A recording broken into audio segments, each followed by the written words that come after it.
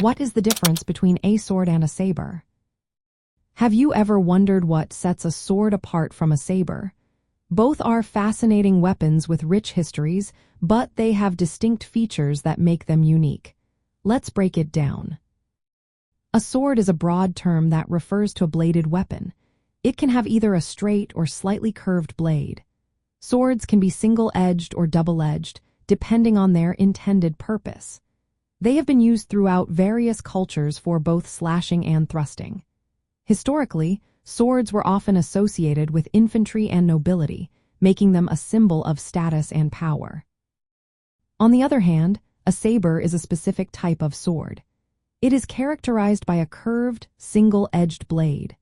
This unique shape allows for effective slashing motions, which is why sabers became popular among cavalry units. The design of a saber is particularly suited for mounted combat, allowing riders to make sweeping attacks while on horseback. When we look at the design differences, the blade shape is the most noticeable feature.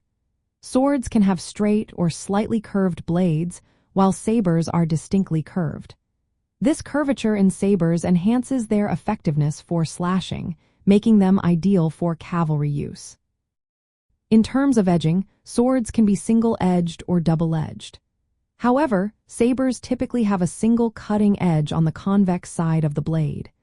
This design choice makes sabers more effective for slashing rather than thrusting, which is a key difference in their functionality.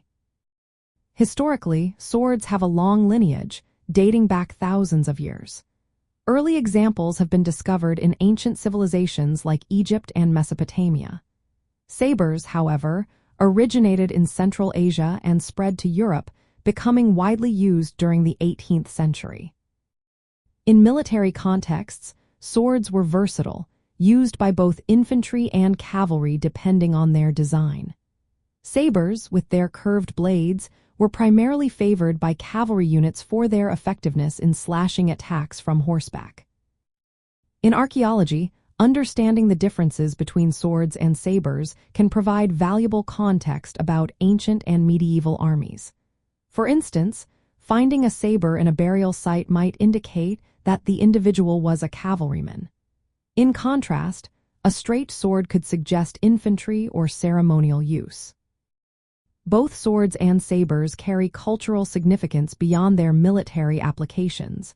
Today, they are often seen in ceremonial contexts, reflecting their historical prestige.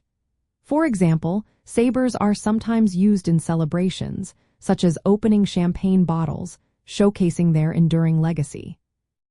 So, the next time you see a sword or a saber, you will know the key differences between these two remarkable weapons.